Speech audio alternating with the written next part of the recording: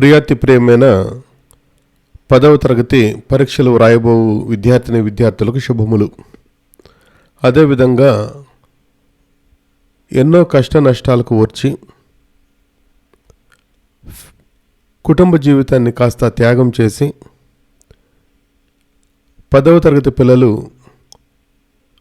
Pass కావాలి, మంచి మార్కులు తేవాలి అనే కఠోర నిశ్చయంతో పనిచేయుచున్న టీచర్స్ అందరికీ నా నమస్కారములు. నేను మీ రవి ప్రతాప్. ఈవేళ నేను ఈ వీడియోలో మార్చి 23వ తారీఖున 2026వ సంవత్సరమున 10వ తరగతి విద్యార్థులు ఇంగ్లీష్ ఎగ్జామినేషన్ రాయబోతున్నారు. ఆ యొక్క పరీక్షా పేపరు ఏ విధంగా ఉందో దానిని మీకు కాస్త సులువైన మార్గంలో ఒక నర్షల్లో చూపించాలని చెప్పేసి నేను అనుకుంటున్నాను. మీకు ఈ వీడియో నచ్చినట్లయితే దయచేసి సబ్స్క్రైబ్ చేయండి, షేర్ చేయండి, లైక్ చేయండి, కామెంట్ చేయండి. షేర్ చేసుకోవడం వల్ల నన్ను ఎంకరేజ్ చేయడమే కాకుండా మీకు స్పోకెన్ ఇంగ్లీష్ వీడియోస్ అన్నీ నేను సమ్మర్లో చేస్తాను, ఆన్లైన్ క్లాసెస్ కూడా మీకు ఇస్తాను. అవన్నీ మీకు సబ్స్క్రైబ్ చేసుకోవడం వల్ల ఉపయోగపడుతుందన్నమాట. ఓకే, మనం టాపిక్లోకి వచ్చామంటే మీ యొక్క question paper part A, part B అనే 2 భాగాలుగా విడగొట్టబడుతుందన్నమాట. మామూలుగా part A main question paper అంటాం, పార్ట్ బిని బిట్ పేపర్ అంటాం. ఇవి 2 మీకు ఒకేసారి ఇచ్చేయడం జరుగుతుంది. Part A, part B. Part ఏలో మీకు 16 క్వశ్చన్లు ఉంటాయి, 60 మార్కులకు ఉంటాయి. పార్ట్ బిలో 20 క్వశ్చన్లు ఉంటాయి, 20 మార్కులకు ఉంటాయి అన్నమాట. ఈ వీడియోలో మీరు పార్ట్ ఏ పైన మాత్రమే క్వశ్చన్ పేపర్ అనాలిసిస్ చేస్తాం. నెక్స్ట్ వచ్చే వీడియోలో పార్ట్ బి యొక్క క్వశ్చన్ పేపర్ అనాలిసిస్ ఉంటుంది. దయచేసి గమనించగలరు. ఒక్కసారి మీరు స్క్రీన్ పైన ఉన్న ఈ ట్యాబులర్ డేటాను గమనించినట్లయితే మీకు ఇదివరకే చెప్పాను, మీరు 16 క్వశ్చన్లు పార్ట్ ఏలో ఉంటాయి. 1వ క్వశ్చన్ నుంచి 16వ క్వశ్చన్ వరకు పార్ట్ ఏలో ఉంటాయి. అంటే టోటల్గా మీకు 16 క్వశ్చన్స్ ఉంటాయి. మార్క్స్ వచ్చేసేసి 60 మార్కులు. ఈ యొక్క మెయిన్ క్వశ్చన్ పేపరు స్టార్టింగ్ మీకు కాంప్రహెన్షన్తో స్టార్ట్ అవుతుంది. ఇది గుర్తుపెట్టుకోండి. Comprehension is nothing but understanding. ఇదివరకే మీకు కాన్సెప్చువల్ స్టడీలో మీకు చెప్పాను, కాంప్రహెన్షన్కు మెయిన్ కాన్సెప్ట్స్ ఏంటంటే skimming, scanning, then understanding. This 3 are the main concepts. ఒకసారి మీరు గత వీడియోలు మీరు పరీక్షించినట్లయితే అందులో మీకు కాన్సెప్చువల్ లెర్నింగ్ అని చెప్పేసి మీకు ఒక 2-3 డేస్ క్రితమే నేను ఇవ్వడం జరిగింది. ఆ వీడియోను ఒకసారి గమనించండి. Right, okay. సీ హియర్ 1వ క్వశ్చన్ నుంచి 4వ క్వశ్చన్ వరకు రీడింగ్ కాంప్రహెన్షన్. అదేవిధంగా 5వ క్వశ్చన్ నుంచి 8వ క్వశ్చన్ వరకు రీడింగ్ కాంప్రహెన్షన్. మరి ఈ రీడింగ్ కాంప్రహెన్షన్స్గా మనకు 4 క్వశ్చన్లు ఉంటాయి. 4 క్వశ్చన్కు ఒక్కొక్క క్వశ్చన్కి వచ్చి 3 మార్కులు, టోటల్గా 12 మార్కులు. అంటే ఒక రీడింగ్ కాంప్రహెన్షన్కి 12 మార్కులు, ఇంకో రీడింగ్ కాంప్రహెన్షన్ 12 మార్కులు. మరి అయితే ఈ రీడింగ్ కాంప్రహెన్షన్స్ దేంట్లో నుంచి వస్తాయి? Source of the questions. Just you look at the column source of the questions.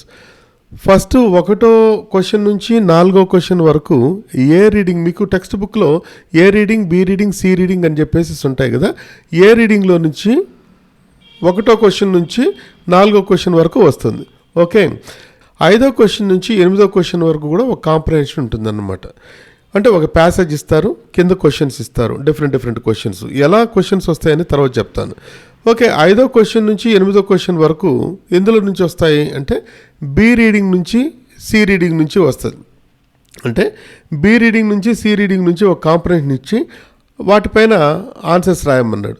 ఇప్పుడు అసలు సెస్లైన టాపిక్ మనం వస్తున్నాం.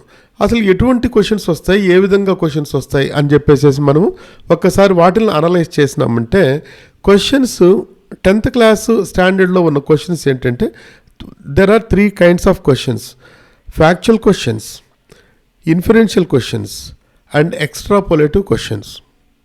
ఫ్యాక్చువల్ క్వశ్చన్స్ అసలు దాదాపుగా రావు. ఫ్యాక్చువల్ క్వశ్చన్స్ అంటే ఏంటంటే ఫ్యాక్ట్ బేస్డ్ క్వశ్చన్స్, డైరెక్ట్గా ఉంటాయి. వాట్ అని ఉంటాయి అన్నమాట. See here, what is the name of the student in the class, direct. ఇంకా దాంట్లో వేరే క్వశ్చనే ఉండదు, మనం రాసేదేమిలా. The name of the student in the class is so and so అని రాసేస్తాం. తర్వాత ఏంటంటే when did Ravi start to school, time ఆడు ఉంటుంది, కరెక్ట్గా రాసేస్తాం. These type of questions are called factual questions. That means fact based questions. Next inferential questions. Inferential questions అంటే ఏంటంటే the questions based on thinking and understanding. That is, దాన్ని ఏంటంటే మనం దానికి ఎందుకు అనేది మనం కొంచెం ఆలోచించాలి, ఆ తర్వాత అండర్స్టాండ్ చేసుకోవాలి, ఆ తర్వాత మనం రాయాల్సి వస్తుంది అనమాట. So such type of inferential questions. ఇప్పుడు అసలు సిసలైంది ఏంటంటే ఎక్స్ట్రాపోలేటివ్ క్వశ్చన్స్. ఎక్స్ట్రాపోలేటివ్ క్వశ్చన్స్ అంటే బియాండ్ ద ప్యాసేజ్ వస్తాయి. ప్యాసేజ్ని బేస్ చేసుకొని మీ ఆన్సర్ బియాండ్ ద ప్యాసేజ్ నుంచి ఎక్స్పెక్ట్ చేస్తారనమాట. Such type of questions are called extrapolative questions. Otherwise they are also called open ended questions. అంటే ఆన్సర్స్ డిఫరెంట్గా వస్తాయి, ఫిక్స్డ్ ఆన్సర్స్ ఉండవు అన్నమాట. For example, if you were in the place of Ravi, what would you do? నువ్వు రవి స్థానంలో ఉంటే నువ్వు ఏం చేస్తావు?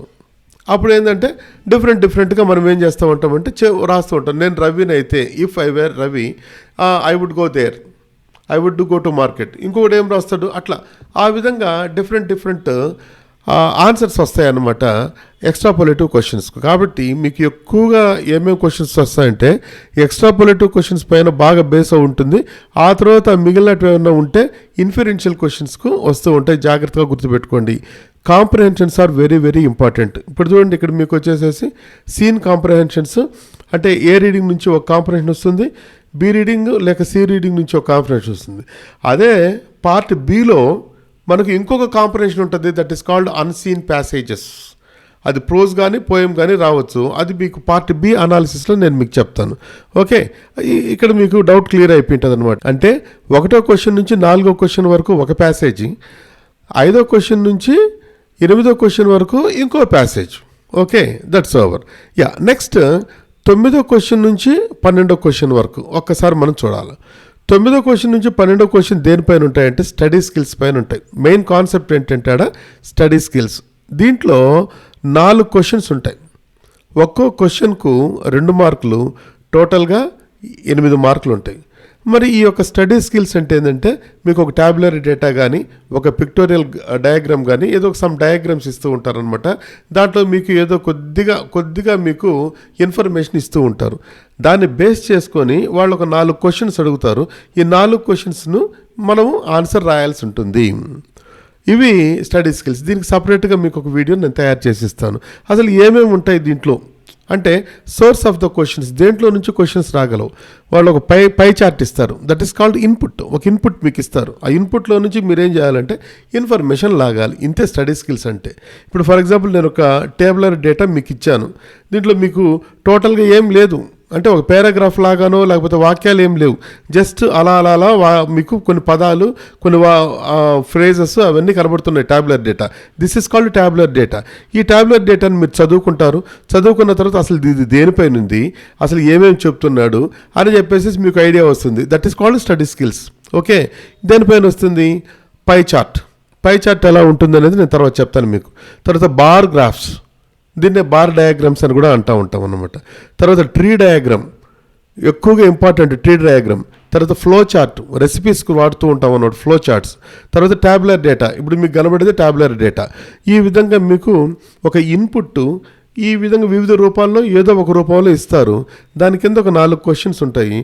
అది జస్ట్ మీరు అర్థం చేసుకొని దేని గురించి ఉంది, ఆ తర్వాత ఏమేమి ఉన్నాయి అని చెప్పేసి ఒక్కసారి స్టడీ చేశారంటే, స్టడీ అంటే ఏంది? అధ్యయనం. రీడింగ్ అంటే ఏంది? చదవడం. దీన్ని ఏంటంటే అధ్యయనం చేయాలి, అసలు దేని గురించి ఉంది ఏం కథ అని చెప్పేసి ఈజీగా మార్కులు సంపాదించవచ్చు మనం. ఓకే, ఇది మీకు తర్వాత చెప్తాను. దీంట్లో కూడా క్వశ్చన్స్ ఏ విధంగా వస్తాయంటే ఫ్యాక్చువల్ క్వశ్చన్స్ అసలు ఉండవు. ఏం వాడతాడంటే ఎక్కువగా మీకు ఇన్ఫరెన్షియల్ క్వశ్చన్స్ దీంట్లో వస్తూ ఉంటాయి అన్నమాట. అంటే థింకింగ్ అసలు దేంది ఏం కథ అని చెప్పేసి inferential questions. Okay, yes. Next 13th question very very important. దీనిపైన పెద్దగా ఫోకస్ చేసి ఉండరు చాలామంది, ఎందుకంటే ఇది total grammar and vocabulary part. Grammar అంటే అది ఓషన్, మీ అందరికీ తెలిసిందే. ఈ కాలం ఏమైందంటే డిస్కోర్స్ ఓరియంటెడ్ పెడగాజీలో అది మనకు ప్లస్ పాయింట్ మైనస్ పాయింట్ నాకైతే తెలియట్లేదు, కానీ అంటే బాగా చెప్పగలిగితే అది ప్లస్ పాయింట్, చెప్పలేకపోతే మైనస్ పాయింట్ అవుతుంది. Indirect way of teaching English grammar పెట్టడం వల్ల మనకు ఆ కొంచెము గ్రామర్ పైన నాలెడ్జ్ పిల్లలకు తగ్గిందనే నేను అనుకుంటున్నాను. ఓకే, సరే ఏది ఏమైనప్పటికీ 13వ క్వశ్చన్లో మనకు 6 సబ్ క్వశ్చన్స్ ఉంటాయి. అంటే ఒక పారాగ్రాఫ్ ఇస్తాడు, అండర్లైన్ చేసి ఉంటుంది అన్నమాట, 6 అండర్లైన్ చేసి ఉంటుంది. వాటిల్లో మళ్ళీ క్వశ్చన్స్ అడుగుతూ ఉంటారు. దానికి మీకు సపరేట్గా నేను చెప్తాను ఇప్పుడు మీ తర్వాత ఏది నెక్స్ట్ ఫోర్త్ కమింగ్ వీడియోస్లో. అందుకే నేనేమంటున్నానంటే మీరు సబ్స్క్రైబ్ చేసుకుంటే అన్ని వీడియోస్ మీ సెల్ ఫోన్కి కానీ లేని పరిస్థితుల్లో మీకు కంప్యూటర్కి కానీ వస్తూ ఉంటాయి. మీకు అవన్నీ ఉపయోగపడుతుంటాయి. కాబట్టి దయచేసి మీరు సబ్స్క్రైబ్ చేయండి ఇమీడియట్గా. Okay, right. See here grammar and వొకాబులరీలో మనకేంటంటే క్వశ్చన్స్ 6 క్వశ్చన్స్ ఇస్తాడు. ఈ 6 క్వశ్చన్స్లో మనం ఏం చేస్తామంటే 4 క్వశ్చన్స్ మాత్రమే రాయాల్సి ఉంటుంది అన్నమాట. అంటే ఇందులో మనకి ఛాయిస్ ఉంటాయి. ఈ 13వ క్వశ్చను 14వ క్వశ్చన్లో తప్ప ఎక్కడా మీకు ఛాయిస్ ఉండవు. ఓకే, గుర్తుపెట్టుకోండి. ఈ 13వ క్వశ్చన్లో 6 క్వశ్చన్లు ఇస్తారు, 4 క్వశ్చన్స్ రాయాల్సి ఉంటుంది. ఒక్కొక్క క్వశ్చన్కు 2 మార్కులు, టోటల్గా 8 మార్క్స్ ఉంటాయి. ఇది పూర్తిగా ఇండిపెండెంట్, బయట నుంచే వస్తాయి, అంతేగాని టెక్స్ట్ బుక్ పైన నుంచి మాత్రం రావు. మనకు టెక్స్ట్ బుక్ పైన నుంచి ఏమొస్తున్నాయంటే 1వ క్వశ్చన్ నుంచి 8వ క్వశ్చన్ వరకు A reading, B reading, C reading నుంచి వస్తుంది. 9వ క్వశ్చన్ నుంచి 13వ క్వశ్చను ఇవన్నీ ఏంటంటే ఇండిపెండెంట్, టెక్స్ట్ బుక్లో నుంచి రావు. జస్ట్ బ్రెయిన్ అప్లై చేసుకోవాలి, మనము వాటిని ఆన్సర్స్ రాయాల్సి వస్తుందన్నమాట. ఓకే, ఇక్కడ చూడండి మీరు గ్రామర్ అండ్ వొకాబులరీలో మనకు ఏమేమి వస్తాయి ఒక్కసారి మనం చూస్తాం. ఏది ఈ యొక్క క్వశ్చన్స్ దేనిపైన మనము ఫోకస్ చేయాలి. ఇక గ్రామర్ అన్నామంటే టోటల్గా మీకు పార్ట్స్ ఆఫ్ స్పీచింగ్ ఇవన్నీ ఉంటాయన్నమాట. స్టార్టింగ్ నుంచి మీరు నేర్చుకుంటే మంచిగా ఉంటుంది. ఎందుకంటే గ్రామర్ అనేది మీకు లైఫ్ లాంగ్ ఒక ఇంగ్లీష్లో కొంచెం ప్రావీణ్యం సంపాదించాలి, స్పోకెన్ ఇంగ్లీష్లో కానీ డ్రాఫ్టింగ్లో కానీ చేయాలి. మరి ముఖ్యంగా డ్రాఫ్టింగ్ అంటే మాత్రం టోటల్ గ్రామర్ మీ చేతిలో ఉంటే మీరు you can play with drafting. Okay, తర్వాత చెప్తాను మీకు. ఇప్పుడు చూడండి degrees of comparison. Degrees of comparison అంటేనే మీకు 3 degrees, positive degree, comparative degree, superlative degree, దానిపైన గ్రిప్ రావాల్సిందే. ఆ తర్వాత అక్కడ కూడా సింథసిస్ ఆఫ్ సెంటెన్సెస్ ఉంటాయన్నమాట. పాజిటివ్ డిగ్రీ నుంచి కంపారిటివ్ నుంచి పాజిటివ్, ఈ విధంగా సింథసిస్ ఆఫ్ సెంటెన్సెస్. తర్వాత వచ్చి voice, active voice and passive voice, speech, direct speech, indirect speech. అదేవిధంగా సింథసిస్ ఆఫ్ సెంటెన్సెస్ అంటే blending of the sentences. Blending of sentences అంటే ఏంటంటే మనము ఏదన్నా కనెక్టివ్స్తో కానీ ఆ తర్వాత కొహెసివ్ డివైజర్స్తో కానీ అంటే కంజంక్షన్స్తో కానీ కలుపుకుంటూ 2 వాక్యాలను కలపమని చెప్పేసి కూడా అడుగుతూ ఉంటాడు. ఏది ఆ యొక్క పారాగ్రాఫ్లో అండర్లైన్ వాక్యాలు చూసేసి. సో ఇవన్నీ దీనికి బేస్ ఏంటంటే సింపుల్ కాంపౌండ్ కాంప్లెక్స్ సెంటెన్సెస్ పైన మీకు గ్రిప్ ఉండాలి. యాక్చువల్గా ఇక్కడ చూడండి, అసలు సింపుల్ కాంపౌండ్ కాంప్లెక్స్ సెంటెన్సెస్ ఏందో ఒక ఐడియా రావచ్చు. According to structure kinds of sentences are 4. వాక్య నిర్మాణాన్ని బట్టి 4 రకాలైన సెంటెన్సెస్ ఉంటాయి. అదే simple sentence, compound sentence, complex sentence, complex sentence. కాకపోతే 10th క్లాస్ స్టాండర్డ్స్లో మీరు 3 నేర్చుకుంటే చాలు. కాంప్లెక్స్ సెంటెన్స్ వచ్చి హై స్టాండర్డ్లోకి వెళ్తుంది, అది డ్రాఫ్టింగ్కి ఉపయోగపడుతుంటుంది. అదేవిధంగా according to nature kinds of sentences, assertive sentence, imperative sentence, interrogative sentence and exclamative sentence. ఈ విధంగా డిఫరెంట్గా మీకు క్లియర్ అవగాహనతో, క్లియర్ కాన్సెప్ట్తో మీరు గ్రామర్ నేర్చుకోవాల్సి ఉంటుంది. ఓకే, దెన్ కండిషనల్ క్లాజెస్ని ఏమంటామంటే ఇఫ్ క్లాజెస్ అని చెప్పేసి అంటాం. ఈ 3 కండిషనల్ క్లాజెస్ ఉంటాయి. ఈ 3 కండిషనల్ క్లాజెస్ని మీరు చాలా జాగ్రత్తగా స్ట్రక్చర్స్ గుర్తుపెట్టుకోవాలి. Open condition, imaginary condition, unfulfilled condition. వీటినే అన్లెస్ అని కూడా యూజ్ చేస్తూ ఉంటాం ఇఫ్ బదులు. ఓకే, అవి తర్వాత చూసుకుంటాం మనం. దెన్ క్వశ్చన్ ట్యాగ్స్లో మీరు ఫస్ట్ పార్ట్ పాజిటివ్ అయితే సెకండ్ పార్ట్ నెగిటివ్, ఈ విధంగా మనం నేర్చుకోండి మీరు. సో గ్రామర్ పైన, వొకాబులరీ పైన బాగా గ్రిప్ తెచ్చుకోవాలి. వొకాబులరీ అంటే టెక్స్ట్ బుక్ చివరగా మనకు కొన్ని పదాలు ఇచ్చుంటారు, ఆ పదాలపైన గ్రిప్ తెచ్చుకొని వాటి యొక్క మీనింగ్స్ గుర్తుపెట్టుకోండి. Right, okay. కాబట్టి ఈ 13వ క్వశ్చన్ మనకు తక్కువ మార్కులు ఉన్నప్పటికీ కూడా అవి ఎక్కువగా జీవితంలో ఉపయోగపడుతూ ఉంటాయి. నెక్స్ట్ మనము ఈ యొక్క 14th క్వశ్చన్ ఒక్కసారి మనం చూసినామంటే ఇది మనకి ఇంపార్టెంట్. అంటే ఇక్కడ ఏంటంటే మనకు ఈ యొక్క 14th question, 15th question, 16th question discourses పైన క్వశ్చన్స్ వస్తూ ఉంటాయి. డిస్కోర్స్ అనేది ఇదివరకే నేను చెప్పాను, మీకు వీడియోస్ కూడా తయారు చేశాను. డిస్కోర్స్ అంటే ఏంటంటే a meaningful chunk of a language is called a discourse. That may be oral or that may be in written. ఓరల్లో ఉంటే అంటే మాట్లాడుతూ ఉంటే దట్ ఈస్ ఓరల్ డిస్కోర్స్ అంటాము. అదే మనము రాతపూర్వకంగా పెట్టామంటే దాన్ని మనం రిటర్న్ డిస్కోర్స్ అని చెప్పేసి అంటాం. డిస్కోర్స్ అంటే ఏంటంటే అర్థవంతమైన ఒక భాషలోని భాగాన్నే ఒక డిస్కోర్స్ అని చెప్పేసి అంటాం. ఈ డిస్కోర్సెస్ పారాగ్రాఫ్ రూపంలో ఉండొచ్చు, ఎస్ఏ రూపంలో ఉండొచ్చు, లెటర్ రూపంలో ఉండొచ్చు. అంటే మన భావనలు డిఫరెంట్గా తెలియజేస్తుంటాం. కొన్ని భావనలు స్లోగన్స్లో చెప్తూ ఉంటాం, స్లోగన్స్లో రాస్తూ ఉంటాం. కొన్ని భావనలు లేఖపూర్వకంగా రాస్తుంటాం, what is that letter writing రాస్తూ ఉంటాం. అదేవిధంగా కొన్ని భావనలు వచ్చేసి మనము డ్రామా స్క్రిప్ట్లో రాస్తూ ఉంటాం. కొన్ని భావనలు వచ్చేసేసి నాట్యం స్క్రిప్ట్లో రాస్తూ ఉంటాం. ఈ విధంగా ఉన్న భావనలు కొన్ని రూపాల్లో మనం పెడుతూ ఉంటాం అన్నమాట. దాన్నే డిస్కోర్సెస్ అంటాం.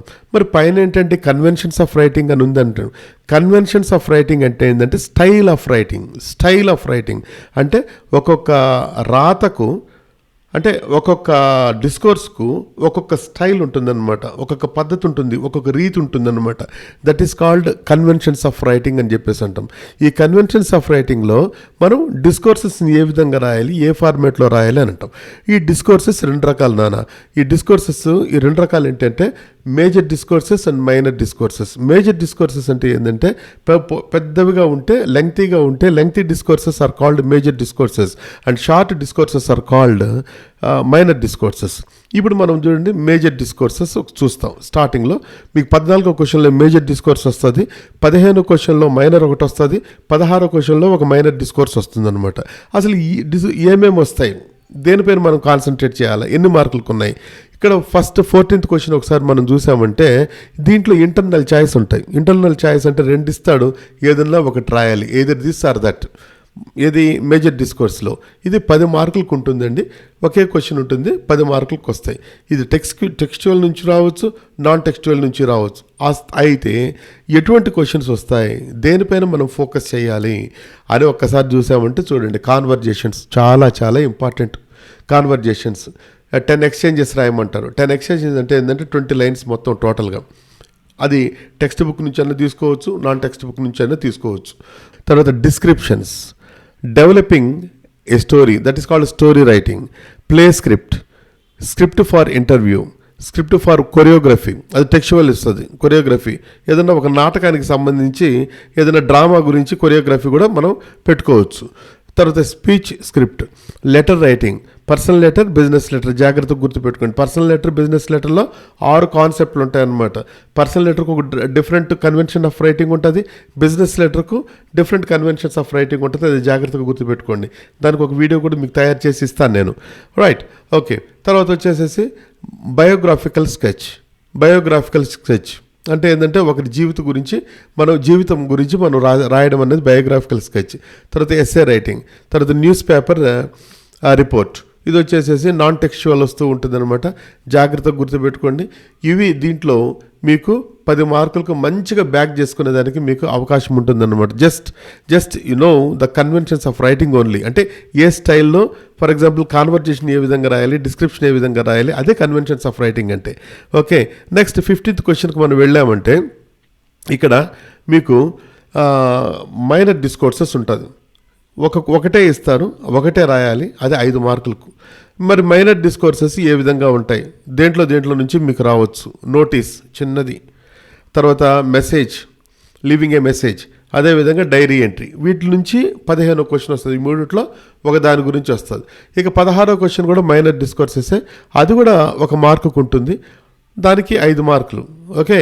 తర్వాత మీకు టెక్స్చువల్ ఆర్ నాన్ టెక్స్చువల్ నుంచి వస్తుంది, దట్ ఈస్ ప్రొఫైల్ రాయడం. తర్వాత పోస్టర్స్, మేకింగ్ ఏ పోస్టర్, తర్వాత ఇన్విటేషన్ తయారు చేయడం అనమాట. ఈ విధంగా వీటిపైన మీరు కాన్సన్ట్రేట్ చేయండి, తప్పనిసరిగా మీకు విజయం ప్రాప్తించును. ఓకే. ఒక్కసారి మనం చూసామంటే వేటిపైన ఎక్కువగా కాన్సన్ట్రేట్ చేయాలి అని మనం చూసామంటే కాంప్రహెన్షన్స్ ఆర్ వెరీ ఇంపార్టెంట్. ఇక్కడ 24 మార్క్స్ ఉన్నాయి, ఆ తర్వాత వచ్చేసేసి పార్ట్ బిలో ఒక 5 మార్క్స్ వస్తాయి. మొత్తము 29 మార్క్స్ కాంపరేషన్ ఉంటుంది 80 మార్క్స్లో. చూడండి ఎంత వెయిటేజ్ ఉందో. అదేవిధంగా ఒక్కసారి మనం ఇలా తీసుకున్నామంటే ఇక్కడ మనకు 20 మార్క్స్ డిస్కోర్సెస్లో 20 మార్క్స్ ఉన్నాయన్నమాట. జాగ్రత్తగా చదువుకోండి. ఇంకా స్టడీ స్కిల్స్ ఈజీగా మనం మార్కులు బ్యాక్ చేసుకోవచ్చు అన్నమాట. Study skills just look at the given data and just study them, then give the answers for the questions, right? That's all. ఇక గ్రామర్ అంటారా, గ్రామర్ తక్కువ మార్కులు ఉండినప్పటికీ మీరు కష్టపడ్డారనుకోండి, ఇది లైఫ్ లాంగ్ ఉపయోగపడుతుంది. లైఫ్ లాంగ్ ఉపయోగపడేది ఏంటంటే మీకు గ్రామర్ ఈ పార్ట్లో. కాకపోతే కష్టపడాలి, 8 మార్కులకు మనం కష్టపడాలి. ఓకే, సో దీంతో మీకు మీరు 23వ తారీఖున మార్చి 23వ తారీఖున ఎగ్జామినేషన్లో ఫేస్ చేయబోయే ఇంగ్లీష్ పేపర్ యొక్క పార్ట్ బి పైన ఒక అవగాహన వచ్చిందనుకుంటాను.